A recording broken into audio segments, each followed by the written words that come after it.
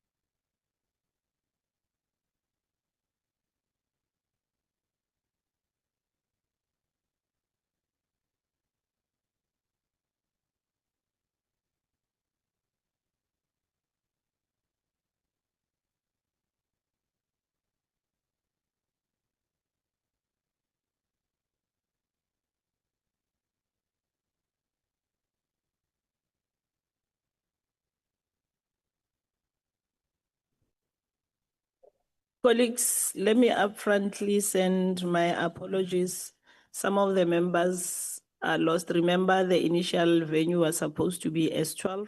So they are working from S12. Can we kindly give them at least 10 minutes? And also for those in the house to settle down before the meeting starts. We'll start at 10:10.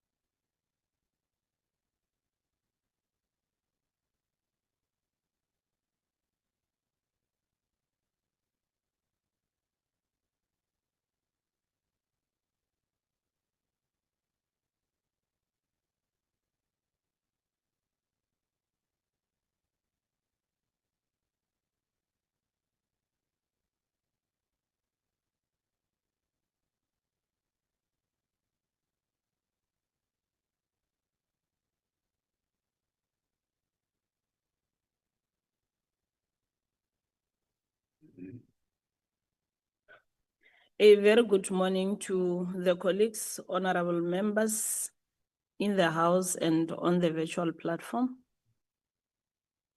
the colleagues from the National Treasury on a virtual platform, the support staff of the committee, Mr. Majosi from Communications and Advocate Checkings. A very good morning and welcome to the meeting.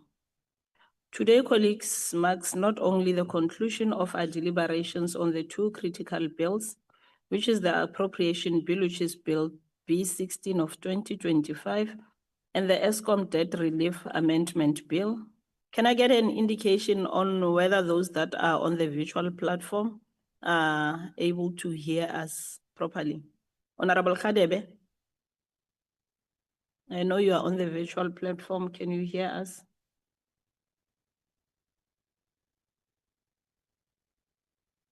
Anyone from National Treasury? Good morning, Chair. Yes, we can. Thank you very much. Colleagues, this also marks the final and official sitting of the committee, which will be our last one of the very longest second term of 2025 parliamentary program. The Appropriation Bill enables the state to give effect to the financial priorities of the nation for the 2025-26 financial year.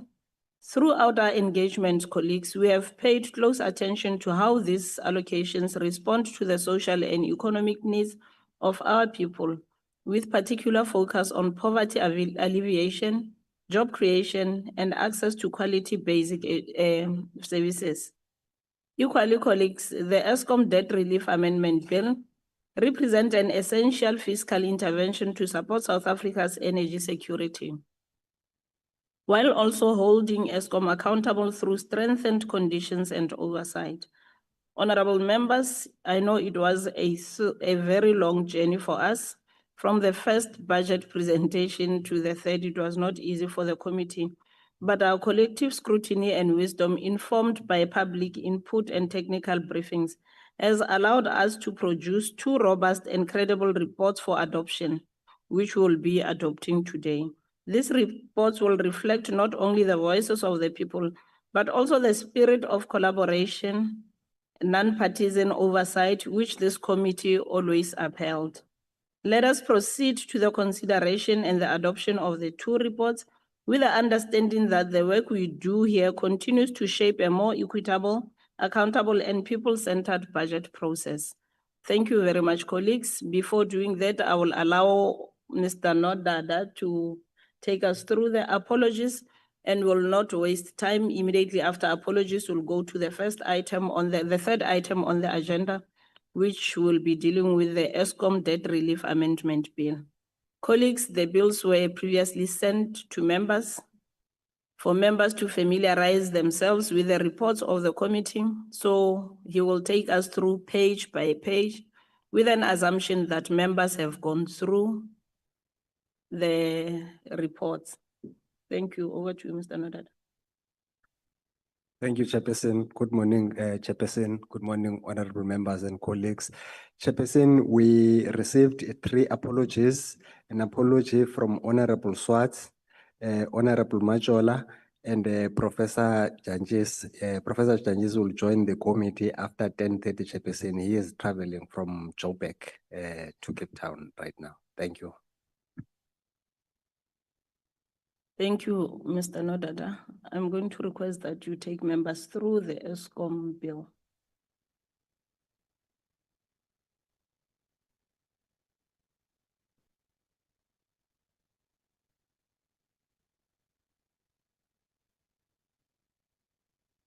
Thank you, Chairperson. Thank you, honorable members. Honorable members, before you, on behalf of the Chairperson, I would like to table the report, the draft report of the Select Committee on Appropriations on the Eskom Debt Relief Amendment Bill, B4 of 2025, as introduced in the National Assembly as a Section 77 bill dated 29 July 2025. We are on page 1, honorable members. I will be guided by the committee if there is a need to stop and amend any part of the report. Thank you. Page 1.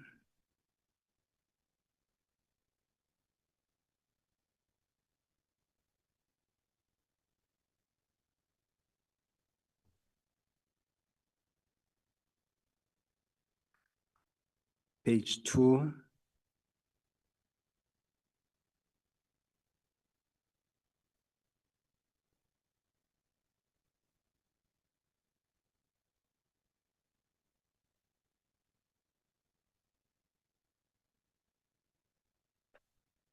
Page 3.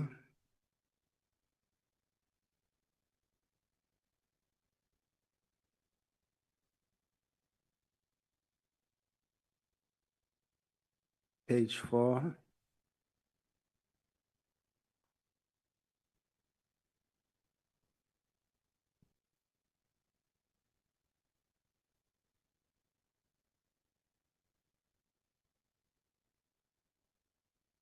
Page 5.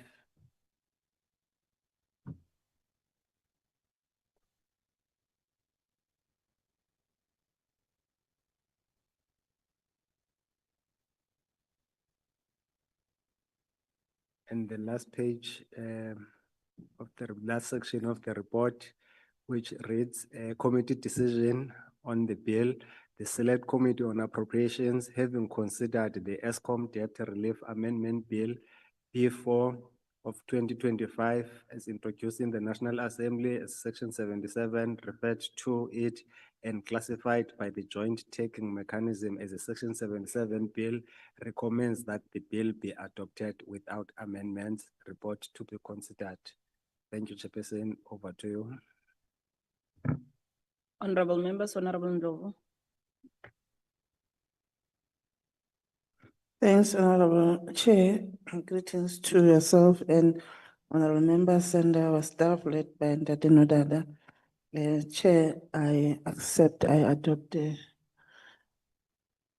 the report. Honorable Ndlovu moves for the adoption of the report.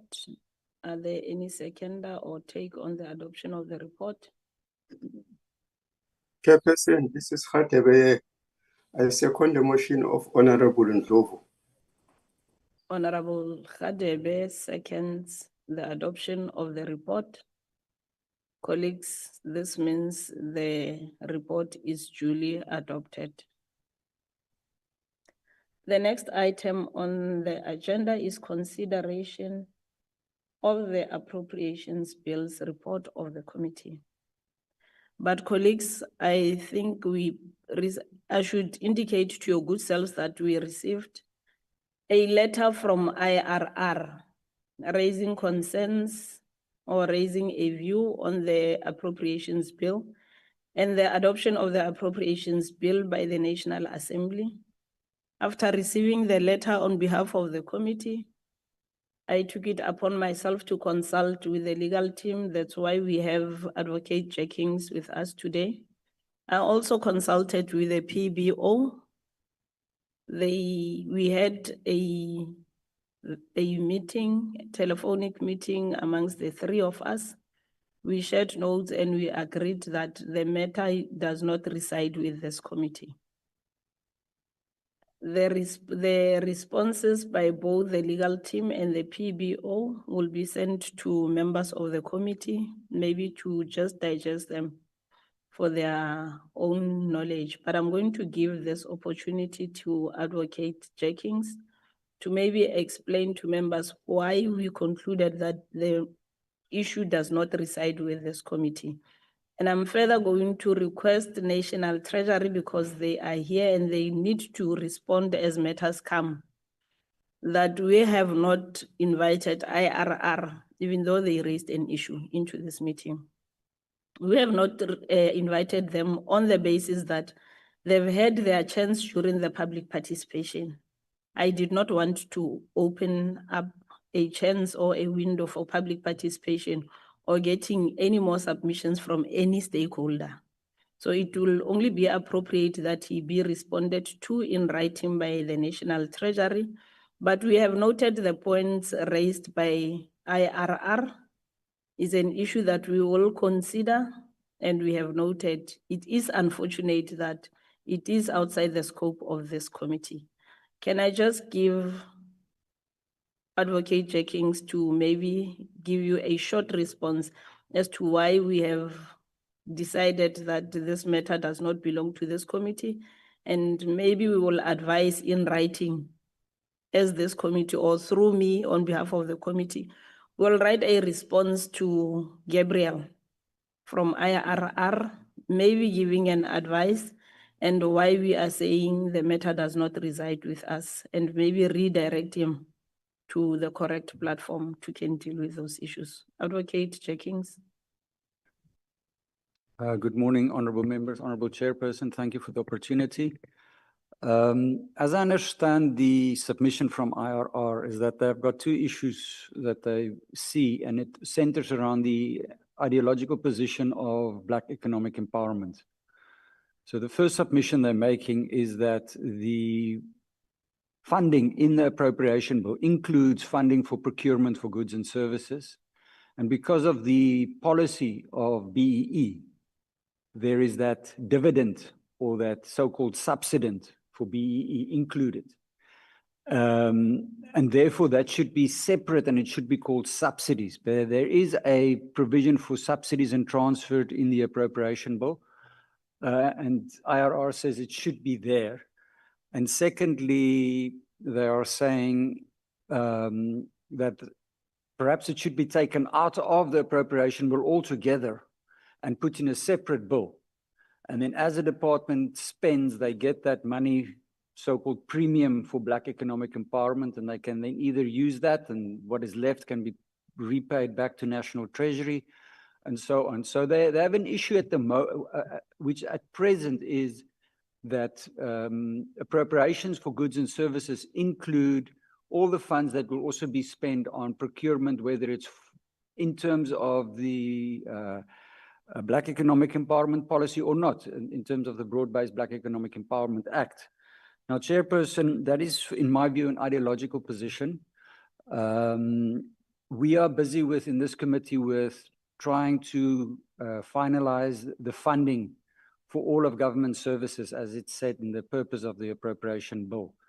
So to give effect to this, ma'am, in my view, is putting the cart before the horses firstly, because we're trying to isolate or to actually insulate the funding for BEE, while we have a policy that's actually against that, which says the BEE policy is pervasive through government, whether it's through HR processes or for goods and services.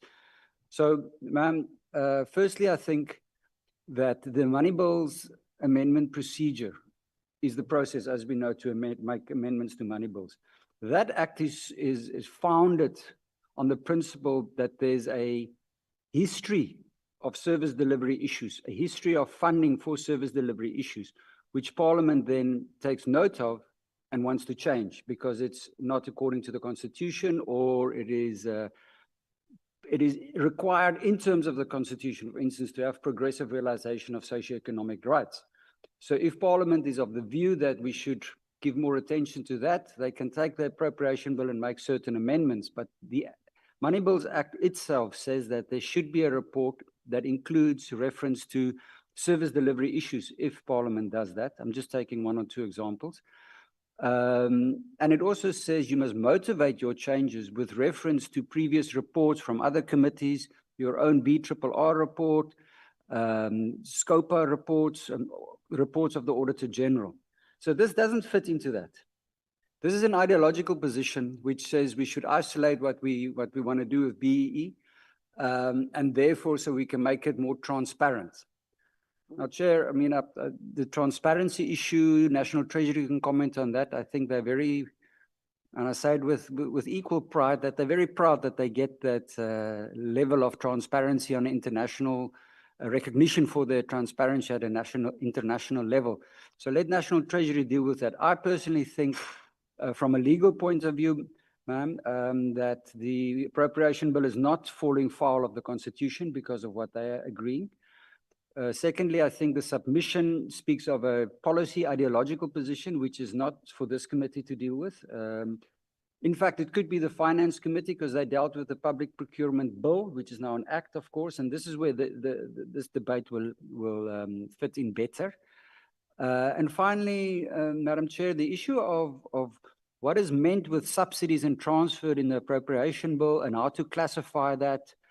These are issues that are quite integrated with accounting standards, quite integrated with the general recognition accounting practices. So I don't want to comment too much on that because I'm not known as an accountant.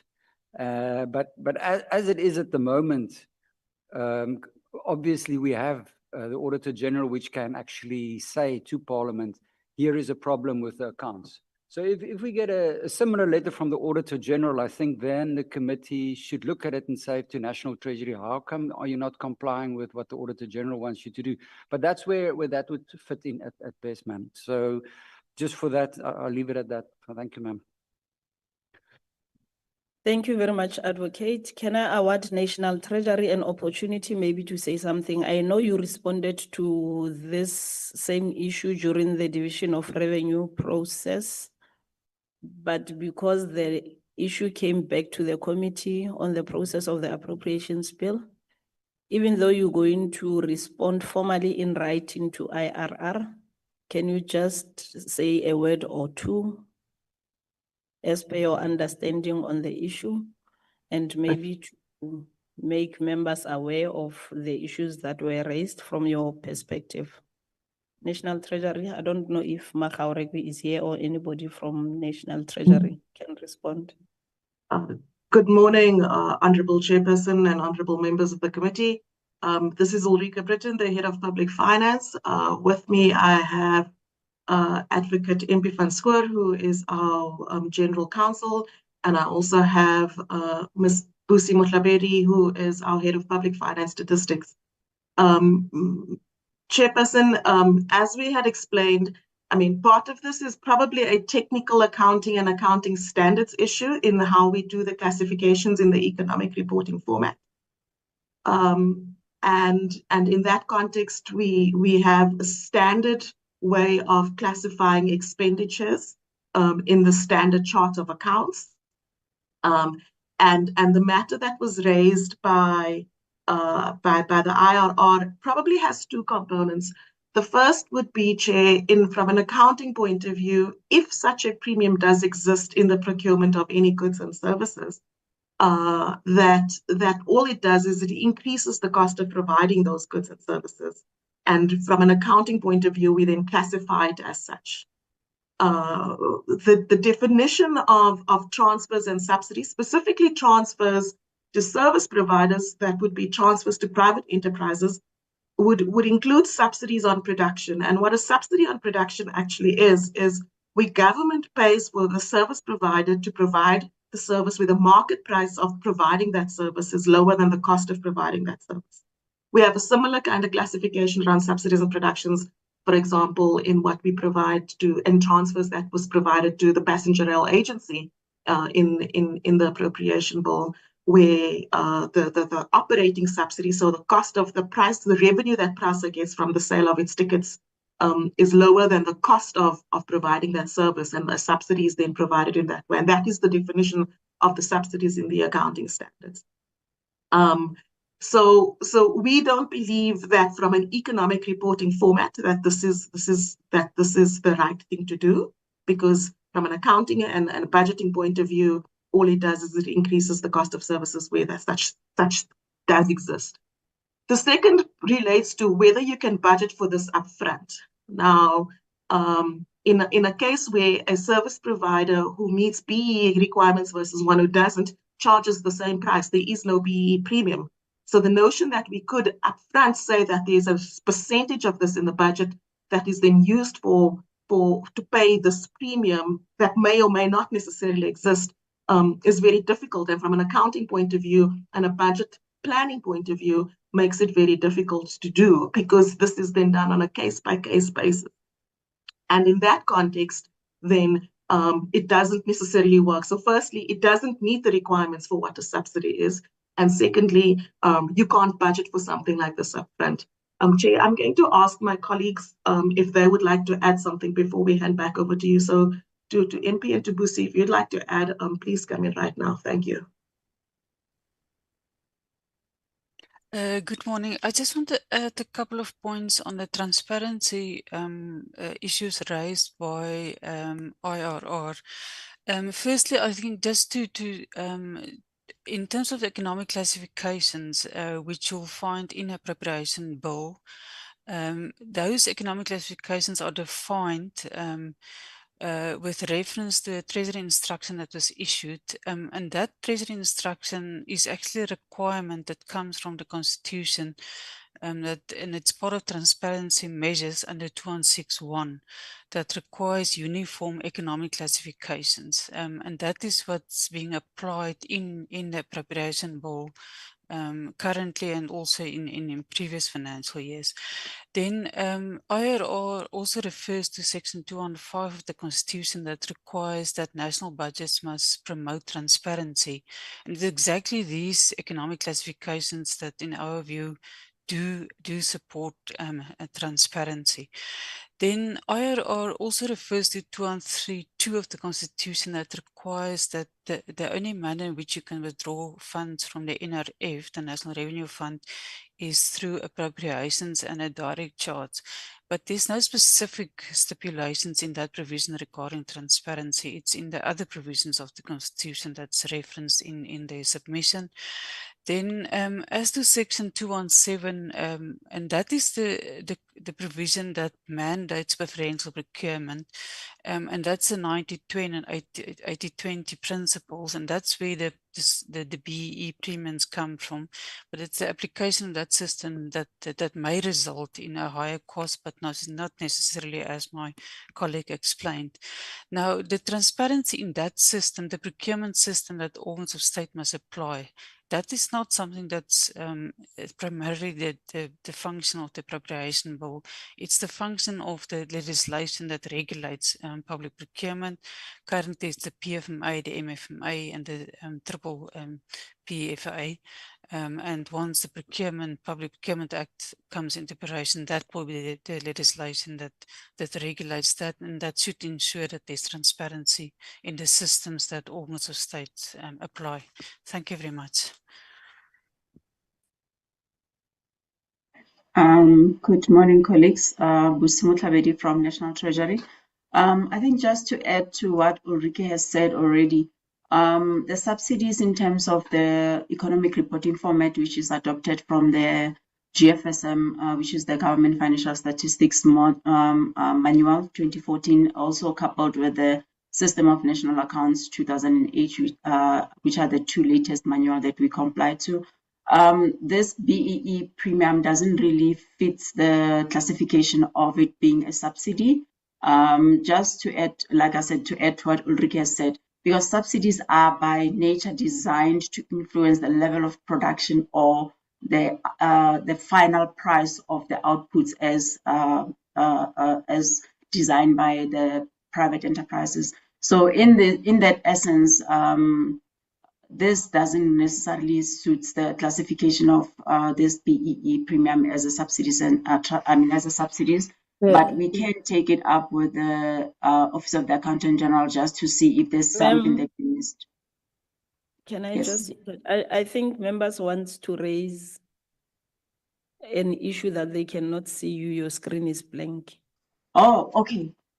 Sorry. I also didn't notice that. Apologies. Yeah. Am I visible now? I think I should be. Yes, you are. Thank you. Do I have to repeat, because I think I've made the point that I wanted to make? No, you were very audible. Maybe they just wanted to see your face. Thank you. No, I apologize for that. I didn't notice that. Thank you so much. Do we have all responses from the National Treasury? Yes, Honorable Chairperson, thank you very much. Thank you very much. We're going to request that you formally respond in writing to IRR. Can I take this opportunity and maybe award members few minutes to talk on the issue. That's if members do have a comment on the issue or want to say something on the issue. Honorable Ryder. Thank you very much, Chairperson. Yes, I think having read and considered the letter from IRR, I formed a similar opinion to what Advocate Jenkins has laid out, and I think that's been confirmed by Treasury as well this morning. I think Advocate Jenkins summed it up quite well, indicating that it's advancing an ideological standpoint. And whether we agree or disagree with that standpoint is fairly irrelevant. It's just that the fact is that the ability to get the relief that IRR is suggesting doesn't vest with this committee. One also can't use the budget to redraft existing legislation without actually taking a direct line on that legislation. So I do think that the inputs are welcomed from IRR. I think that Treasury has responded adequately. I do think that there is possibly some reflection that needs to be taken, some time needs to be taken for reflection just to see, is the reporting happening adequately? But I don't believe that the power vests with this committee to take any action steps. I also don't believe that this is something that should be derailing the budget process. As much as we do appreciate the inputs and advice, I guess it is something that I think we need to go away and consider more deeply. Considering those accounting principles and deciding whether there is more room for perhaps more transparency in future budgeting processes. But I think the inputs of Treasury are well accepted and heard, and appreciate the inputs from them and from the legal department. Thank you. Thank you very much, Honorable Ryder. I think you are the only one that had his hand up. Honorable Siwisa, I've noted your hand. Honorable Khadebe, you'll come after Honorable Siwisa. No, thank you, Chair. I didn't want to get into this debate, but I'm a bit concerned, Chair, because I'm going through this report. I know we haven't gone through it, and I'm looking at the submissions that were done by IRR. And one question one would ask, because we don't want to find ourselves opening for public hearings again when the process is almost to be finished. And but one would ask maybe from you, Chair, if what the IRR is saying today, have they made these recommendations at any other platform? Because when I look at the report that you are sitting with here, there is nowhere where they are mentioning unconstitutional sections, and it's on page 10 of the report. So I'm wondering if this is going to be put in front of the Select Committee of Appropriation. Was this raised at any other platform? Because according to what I'm seeing here, there's nowhere where they're saying there is any unconstitutional processes that have been, and I'm reading from the notes that are in front of me. So I just want to check if they've raised these issues any other place before they can come and bring it to us. Thank you. Thank you, Honorable Siwisa, but safe to say the issues emanated during the division of revenue process, and it's only rising again now as we're dealing with the appropriations.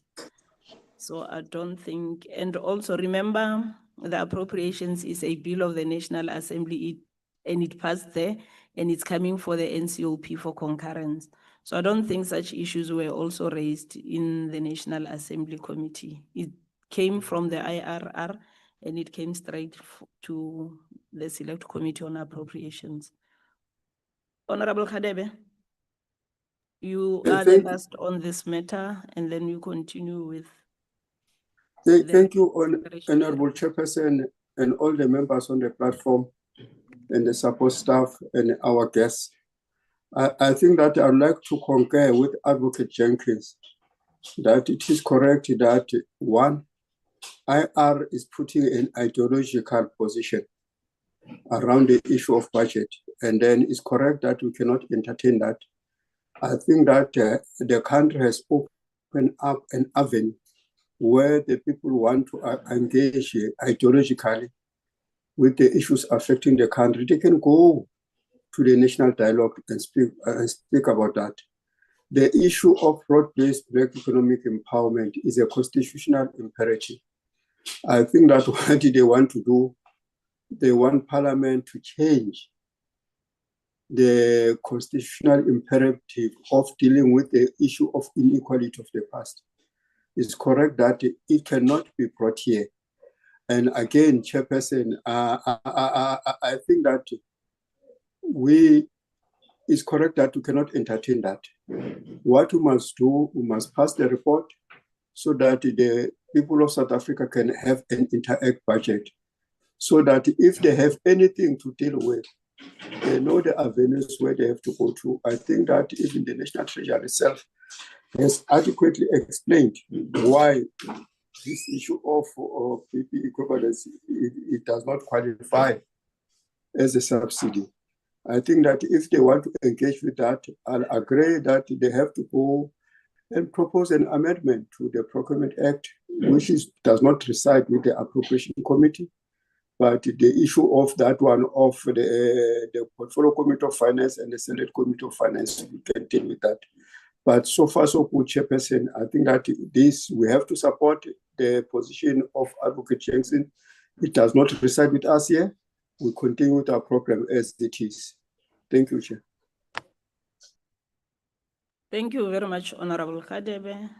Honorable members, I think it is safe to say that we will respect the submission from the IRR, but we are also agreeing that the committee cannot be drawn into debates that are outside the scope of the Appropriations Bill.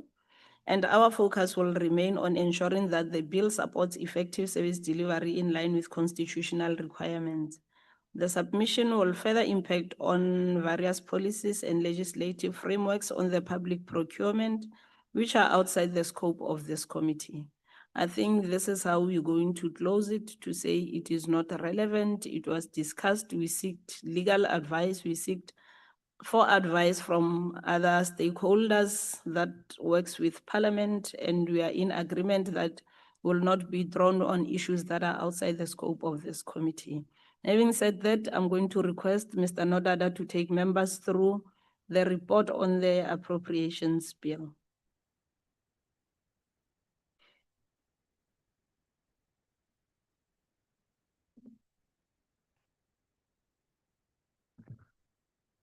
Thank you, Chairperson and honorable members. Honorable members, on the screen is the draft report of the Select Committee on Appropriations on the Appropriation Bill, B16 of 2025, as introduced in the National Assembly as a Section 77 bill dated 29 July 2025. We are on page 1, honorable members.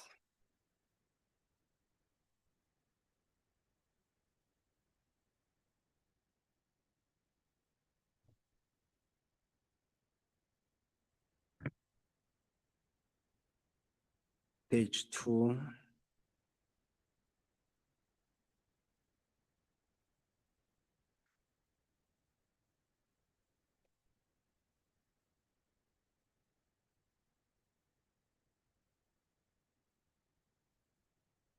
Page 3.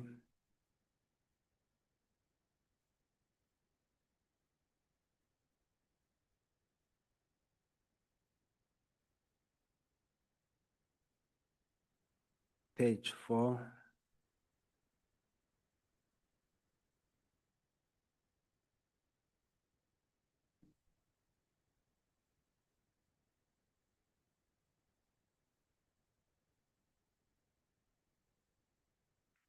Page 5.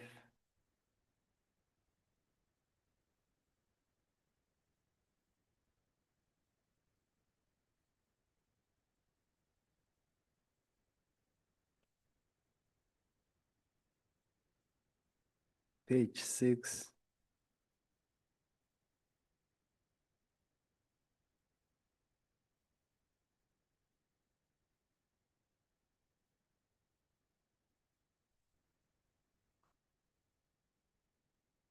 Page 7.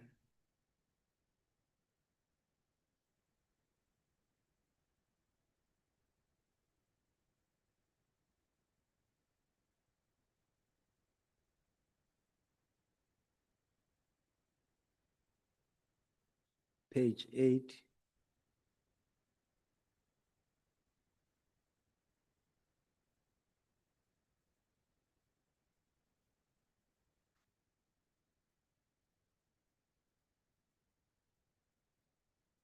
Page 9.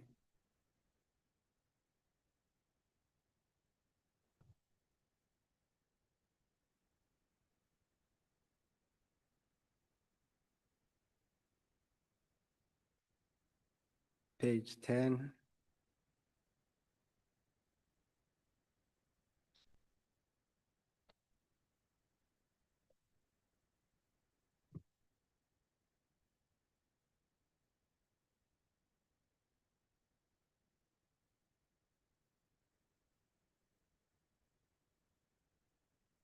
Page 11, the findings and observations.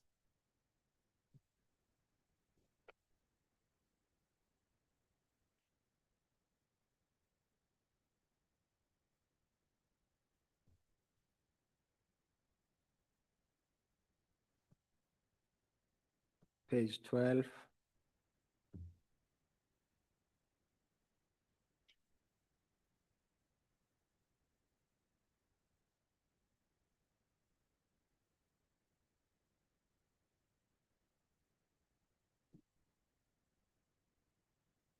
Page 13,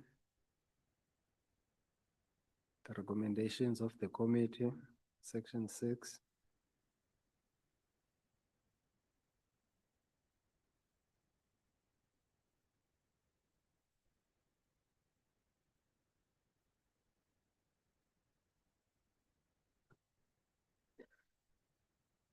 Page 14.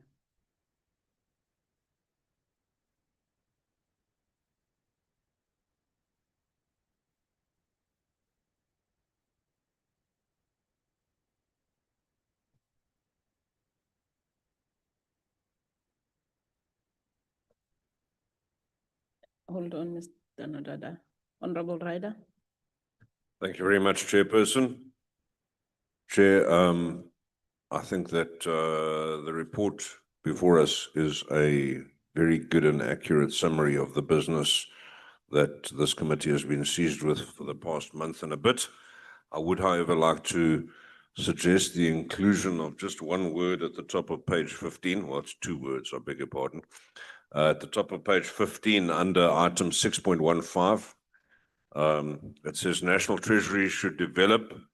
I'd like to request that we insert the words "and implement," so that it would then read, National Treasury should develop and implement measures to conduct a comprehensive review of procurement practices, etc. Thank you, Chair.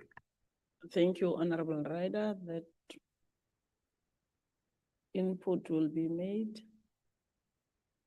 Any other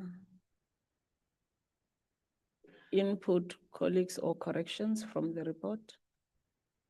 Honorable Khadebe, I'll come back to you. I'll come back to the House. Honorable Khadebe. No, thank you, Honorable Chairperson. I think that what Honorable Brother suggesting is correct. Yeah? There's no harm in putting that implementation, because what is very important is that they cannot only develop, but they must do those things so that they can be able to account back to us after they've done that. Thank you, Chair. And The input is welcomed. Honorable Brits. Thank you, Honorable Chair. Honorable Chair, on the observations and findings, if I can take us back a bit, under 5.1, I think what was also raised in this committee over the past few months is our high debt service cost, as is stated on page 3. and that we should, as a committee, observe our concern or raise our concern that debt service cost of 426.3 billion rand or 38.2% of direct charges remain a concern for the committee. 5.8, 5.8. It's 5.8. Honorable Ryder just pointed out that my concern is raised in under 5.8. So then I'm covered. Thank you, Chair. Okay. Thank you, Honorable Brett, Honorable Ndlovu. No, Chair, I think without any corrections from honorable members, I move for the adoption of the report. Thank you, Honorable Ndlovu. Honorable Ngumalo, you raised your hand. No, thank you very much, Chair, and greetings to all the honorable members here. Chairperson, I have gone through the report to check and recheck as to what has happened ever since we started. Chairperson, the allocation per vote, it's in order. It talks to what we were busy with, and also to say that we have, like our stakeholders, have managed to submit their submissions to us in different ways, and also the public participation that took place in all the stakeholders or the interested parties. Chairperson, we undergo also the findings and the observation to say that this is what is happening and our observation from the PBO, and also the committee, it's 5.12, the committee acknowledged the progress made with the SARS modernization and further welcome the 13.4 billion allocation to strengthen tax collection, but emphasize the need to further support to enhance compliance and expand the tax base is something that is commendable, and also our recommendation as a committee. And what is more important is to make sure that this budget addresses the needs of our people down there. And the other matter, it's making sure that the committee strengthens its monitoring and oversight. So all in all, I want to second the move for the adoption of the report. Thank you. Can I safely say that the report is duly adopted? Thank you, colleagues. Colleagues from the National Treasury, thanks for availing yourself for today's meeting, and thanks for the response. Advocate Jenkins, thanks for honoring the invitation by the committee.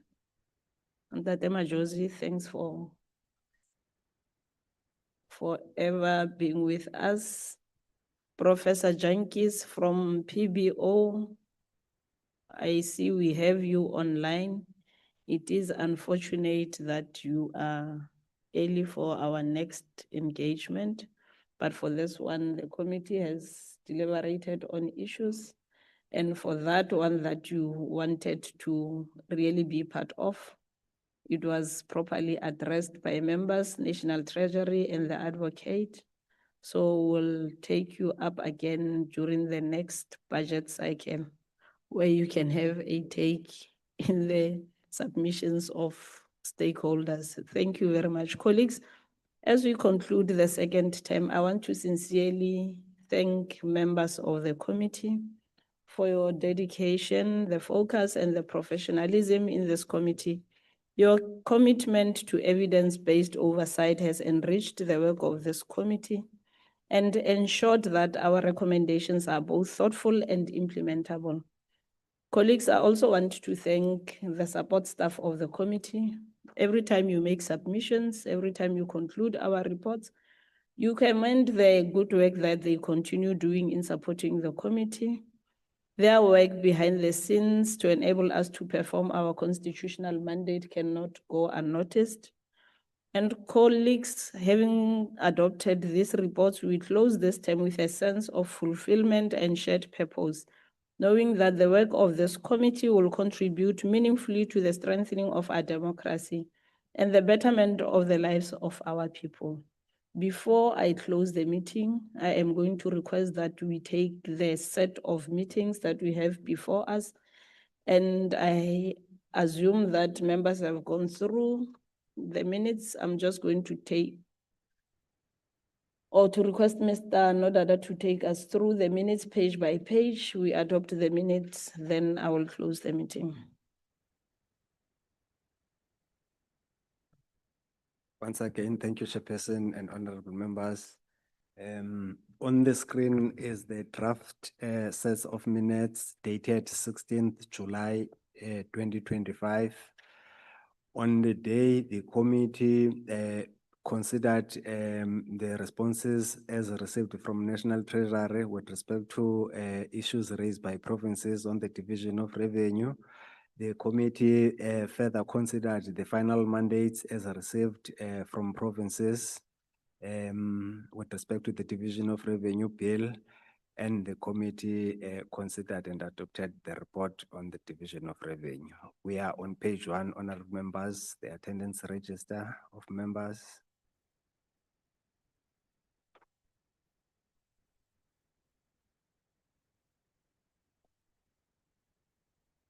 Page 2, attendance register of officials and the support staff.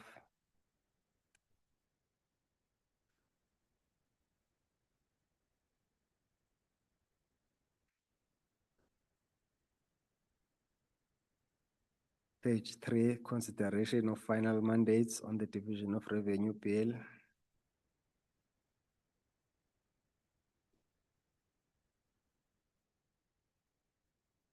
Consideration of the draft report on the division of revenue bill on page 3.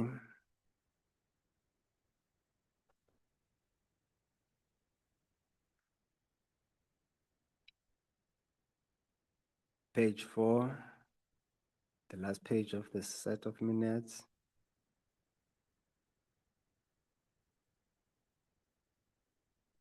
Thank you, Chairperson. Over to you.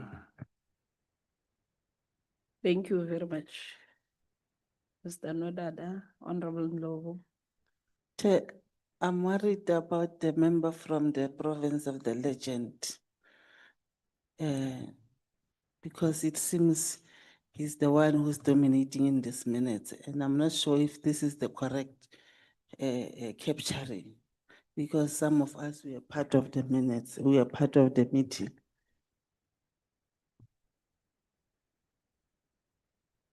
That cannot be a disclaimer.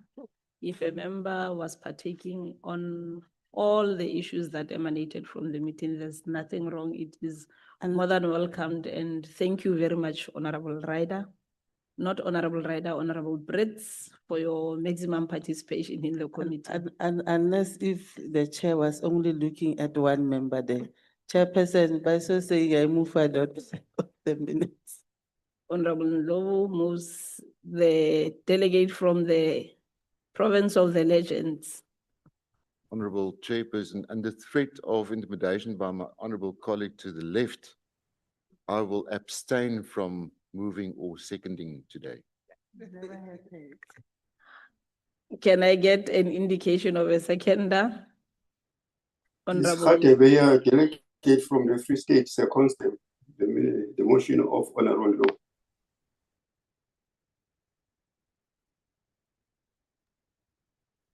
Kitse ke a dumela. Ke a amohela. Ke a dumela, Ke a amohela le nna Ntate Khatebe, hence I'm saying they are duly adopted. a ke a utlwa. Today there's chaos in this meeting. I don't know why. Colleagues, thank you very much for your time. As you go on recess, I wish you all the best. Go rest and let's prepare ourselves for the third term. Thank you very much to all the colleagues on the platform and in the virtual sitting. The meeting is adjourned. Long live the chairperson.